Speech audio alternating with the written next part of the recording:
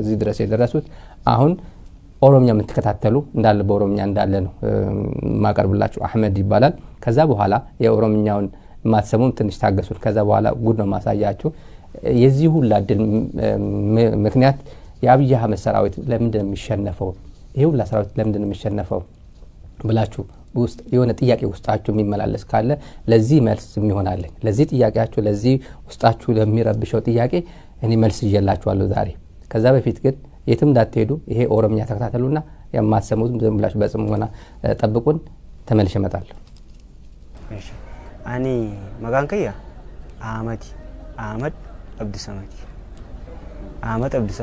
አህመድ ከኔት ደለደ ኦሮሚያ አይ iddoon dhaloota koo Harargee ganda gobensa ana gammachiisi ganda gobensa arad ganda cool khanin irra dhufe matalaka naka galta akamta aka dhufta ubren ko kuda sagal majamara akkanatti dhufe ፖሊሲ ኦሮሚያ ደርጎመ የሮን ፖሊሲ ኦሮሚያ ደርጎመ ጂ አና አረዳዱ ፖሊሱ መጀን ግን አና ገሉ መተላካያ ብልብሌ ማትቴሜ ቦይ ግዳጅ ነው ኦፈን ስልጣና ፍጤ እንደገና አስገለ ቶክሲን ጀመረ ጉያን ቶክሲን ሎሊ ጀመረ መሰለኝ ጉያ ድልበተ ጉዳ ሰዓቲ ሁለተክ የሮ በሪው ጀመረ ሉካስ ሰዓት ሁለተክ ሀገ ሰዓት 40 ሉካስ አመ ሰዓት 40 ሉካስ ነጥፍ ሰነቦዳ ወጋይ መዲለላሉ መተላካን እንጅርቱ ናማ ኩዳላማ ጅር ዮለን ኩዳላማ ወጋል ካኑ ኻኔ ኦሪኔ ኩዳነቹበት ዱምቴ ናፊናማ ተኮ ወልባኔ አስፋልት ረቲ የሮ አስፋልት ረቲ ወልባኑ እንደገና ዶኸነ እኔ ጉያ ጃ እቺ ቡሌ ጉያ ጃ የሮ ቡሉ እኔ አፋና ማርፋ ቢያ አናፋና ማርፋም ቢያ ጉያማን አናገሎ ኢሳና ከፖሊስ ኦሮሚያ አንድርጉሙ ቁበቀበል መተላካ ዳጀናን ቡዋን ማቲን ኮርካ ቀለዩ አንተ ቡዋኒ ቤክታ ኤጋ አካና እንዲም በርባደና አርካ ቀለዩ አንተ ማቲን ኮ በቃ ኤፋ ከነቴ በለሰ ከየጥቃን ነረጥቃዳ በቃ ሙደቴ ፍራር ከላዱ ጄ ቤታና አኔሳ ከስማጄ እንደማንጄ ነው በቃ ደደቤ አርከላችሁ እንደደብ ጄ ዲንካ ወራኔ ሀለ ዳንገፈማ ዱካሰ ጀቹ ሳላማው ነም ወለ ዱካሰ ልቡ መቃጋጋ ሰዓት ተርበጉቱ ወለ ዱካፋም ጉያ ድልበተ ሰዓት ተርበጉቱ ሳሁለ ተከታል ከነራ ገነም ገበሪ የቹ ጀመረ አማ ጉየራ ሰዓት ተርባ ይተፈፍ የሮል ካኑ ilmina manjir toksini naja abda roba akuma roba baka kama talaka namni kasinjir kama talaka yolen achi matalaka hundi khote warin matalaka gunanis isantu duro khote yolen dubarra deme wa kama talaka achi mataf kan TDF isla duba jirani nguran isanu matu gura sanan arge duga rabbi gargar sinjiru duga rabbi wallahi wan badoya tan ajabu nu warre matalaka da nanu amara dufani isani lolume duga rabbi nabochi saturana na hana man amara yichu wallahi milisha amara nabochi satur na yichu si khabaje silatu khabaje tokkiche silatu amma jolle romo badde haradeemu jirtu qottoodhaan namni akkamitti qottoodhaan ilma namaa gachiifsee qottoodhaan qottoon qaxaaqate qaama isaa achitti du'aa darba kan isaan kan dhufaniif amaara jeni mootummaan galche. Qottoodhaan ilma namaa akkamitti namni qottoodhaan qaxaaqata qottoodhaan qaxaaqatee du'a achi haa'e mansaara irraa fudhata. Mansaara irraa fudhatee si gargaara jeni mucicha xiqqaa tokko fa'aan isa ijaabu mucicha xiqqaa tokko mansaara si gargaarraa fidi jeni indaganaa mansaara irraa fuudhanii dullaan ari'an. Gargaarsa osoo jiraate wadda silaalee laawwayyaadha. Gargaarsi isaan namaaf laatan hin jiru. Majammaraa ta'an jira amma guyyaa jaha sana bulee TDF ni dhufte. Ko TDF dhuftu isaanii na arganam yeroo na argan sibiiliin isaanii hawaasa biyya hawaasa Amaaraa kana isaan ani itti been amma hawaasa bakka harkalaadhe kan harkalaadhu maannoo naan jedhee an matalaakaa jennaan matalaakaa ay amma bakka natti horanii na qabanii indagana mansaaraalee ni jira jedhanii mansaaraa hagooddanyaa milishaa Amaaraa darbeecce mansaaraa lama na biratti hafe hasanaa isaas nama biratti hafteemi kana lamaanuu fuudhee amma isaan na qabnaan tarakkabsiise indagana guyyaa jaha qonqoo malee taa'aadha qonqoo malee guyyaa jaha achi edda saniin kaane achuman taa'a bakka achuman ciisa achi wallaahi tanarratti gaa dhugaa rabbii waan haadhaaf abbaan jechuudha haadhaaf abbaan naa godhan maaliif yoo ta'e guyyaa janaa waan nyaanne anuma qabnaan daabboo shifeerii hundi isaanii daabboo naaf laatanii indagana deebanii na fuudhanii makiinaa na haane bakka geessanitti bakka nyaata dhugaatii tabooda dhugaa deebanii warra isaan hogganutti na geessan dubartiin isaanii wallaahi bishaan naaf fiddee qaama narraa dhiite oomo naaf fiddee saabuna naaf fiddee dhugaa rabbeen waa san dubbachuuf amma yeroo eefana san booda bakka imimmaan narraan qorra dhugaa narraa dhiite akka ajaa'ibatti walitti uffata kana qabu habiraan qaba uffata kana naaf laatanii hundi isaanirraa qayyeeran jechuudha uffata kan isaaniiti amma maal jaaseeta obboleessa kiyya Absalaam Abdusamadi haadha hoo Faatuma Ahmadi abbaa kiyya Absamad Ahmadiris amma ani Tigiraayin eefan galee gammachuu ajaa'ibaa qaba. Gammachuu ajaa'ibaa kan na haadhaaf abbaan namaa godhan gargaarsa namaaf godhamu naa godhan. Ani hin duune nin jira hunoo. Hin duune lubbuun nin jira. Kana boodallee nan doojee yaadu. Waan achitti matalaakaa keessatti waan hin duuneef amma ganaa hin jee yaada wallaahi. Amma hunoo hundi isaanii obboleeyyan kiyya. Warra na yaadan hundumaafu hunoo fayyaa gaariin qaba hunoo nin jiraan. Waan TDF naa goote waan addaati. Waan itti misaaluun qabu bakka gammachuu ajaa'iba. Ani garuu haadhaaf abbaan yoo ta'e malee waan isaan naaf godhan kana namni namaaf godha jee yaadu.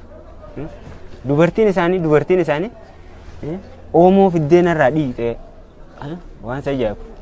Ani hunoo nin jira alhamdulillahi. Fedhiin qaban Oromoo gargaaruuf fedha nama qabudha. Garuu sangaa akkan taaneef maal godhare.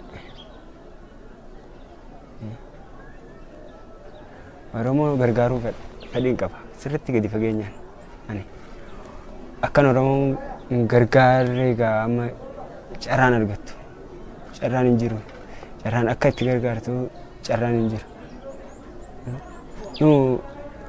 Nu irra caalatti wayita Oromoon tun harka qalleeyyii baay'eetti. Saniif uummanni amma akka juutte matalaakaa keessa matalaakaa galuun akka nama du'a qabrii galee natti ilaalan. Maaliif jee kabajan qabdu. Tokko kabajan qabdu namni sin kabaju matalakaatu waliin kabaju wal kabaju waliin qabu ani wanni namaadhaan kan qabaa fedhii kiyya akkasillee gargaarsa akka yettan naaf ta'a ammoo akka san hin taaneef gaa siimeera yoon kan inni asiin carraa argadde homaa waa hundaan bakka sodaan qabu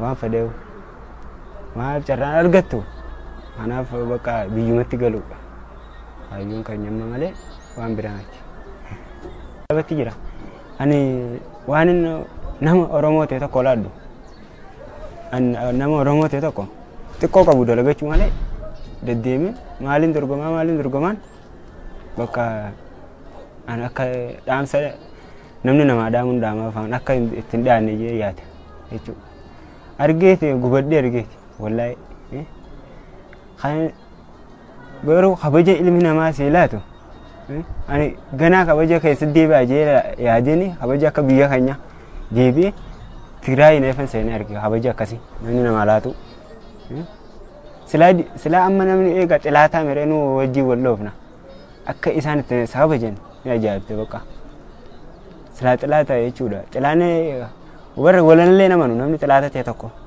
akka isaan itti na amananii na jajjabeessuu malee bakka haizuu jechuu malee bakka kan biraan jiru kan irra deebi'aa ajaa'ibse uummata Tigraayidha. Dhaamsan qabu yoo duute biyyaaf du'i malee biyya namaatiif hin du'in. Dargaggoonni kakayyaa akka ibidda keessa hin galleen dhaamaaf. Ani amma ibidda seeneen ibidda keessa jira akka nama boqqolloo bilcheessanitti keessa gara gaggalee boqqolloo bilchaattu hasalaan barbaadan akkasittan keessa gara gaggalee arge. Ani dargaggoonni kakayyaa biyya fiitiif yoo yaadu biyya namaatiif du'uun rakkisaadha. Seenaan sakaasa gaaf tokko yoo biyya namaatiif duute seenaan sin kaasu. Biyya keetii yoo duute seenaan sakaasa. Biyya kiyyaaf qabsaa yoo hundee seenaan na kaasa gaaf tokko. Biyya namaatiif duun seenaan illee sin kaaftu. Sin awwaalan illee gubbarra sakaani. Gadillee namni si fageessu hin jiru. Akkanuma lafarra sakaanii yoo feete achumatti tortortaa'u. Bashoo kan nama nyaata. Guyyaa ja'an reeffa keessa ciiseen arge. Reeffa keessa guyyaa ja'a bashoo nyaata. Qarab ka gooti. Sareen akkanatti irraa nyaatti sareen. An biyya yoo du'e dargaggeessi biyya fiitiif yaadu an dargaggoon akka biyya biyya fiitiif yaadu garuu biyya namaatiif akka hin duune dhaamaaf. Namni yoo dhugaa rabbi afaan kiyya wallaala malee afaan isaanii sun beekai har'a galatan qabu kana ol baaseen isaanitti hima. Osoo afaan wallaala malee jechuun uummata Tigraay kana hunda akkan kabajan isaanii naaf laatan kana dachaa laaddaaf. Maal afaan hin beeku rakkisaadhaami calliseen bakka seetuma laala bakka maal godhe anis akkasuma akkuma isaan jaallatan anis isaan bakka jaalladha. ነገር መገንዘብ ያለበት የትግራይ ህዝብ የኦሮሞ ህዝብን የሚያየው እንደ ስትራቴጂክ አጋሩ ነው። የኦሮሞ ወጣቶች አሁንም በዚህ ትግራይ ጦርነት አሁንም ገብተው የአብይ አህመድ መሳሪያ ሆኖ የትግራይ እናቶችን ሲደፍሩ የትግራይ እናቶችን ሲገሉ የሂን ሁላ ግፍ በትግራይ ህዝብ ላይ ሲፈጽሙ የኦሮሞ ህዝብ ፈጽሞብኛል ብሎ አያምንም። የትግራይ ህዝብ ጠንቅቆ ያውቃል። እንደ መሳሪያ ተጠቅሞ አብይ አህመድ እየማገዳቸው እንደሆነ ጠንቅቆ ያውቃል። የኦሮሞ ህዝብ የትግራይ ህዝብ አጋሩ ነው። የትግራይ ህዝብ ወንድም ነው። ስትራቴጂክ አጋሩ ነው። አንዱ ስትራቴጂክ አጋሩ ነው። ይሄ የኦሮሞ አክቲቪስቶችም ምሁራንም ህዝቡም ሁሉም ጠንቅቆ ማወቅ ያለበት ህዝቡንም ማስተማር ያለበት ኦሮሞ ወጣቶች እንደዚህ አይነት እንዲህ ከመማረክ ወደሚመለከታቸው ዋራና ብሊስማ ኦሮሞ ወቦ መቀላቀል መቻል አለባቸው። ወደ ማይመለከታቸው ውጊያ ላይ ሞቶ የውሻ ሞት መሞት የለባቸው። ታሪክ ሰርተው እንደ ጓደኞቻቸው እንደ ወንድሞቻቸው እዛ እናቶቻቸውን እየገደለ ያለው የአብይ አህመድ ሰራዊትን ይፋለሙት። የማይመለከታቸው የትግራይ ጦርነት ውስጥ አይግቡ። ታሪካቸውን አበላሹ። የራሳቸውን ታሪክ ኢንዲቪጁዋል ታሪካቸውን አበላሽተው የኦሮሞ ህዝብ ታሪክ ነው ያበላሹ ያሉት። ወደማይመለከታቸው ጦርነት እየገቡ ነው። አሁን በጣም ረዘም ያለ የዚህ ቃለ መጠይቅ በኦሮምኛ የለቀቅ ነው።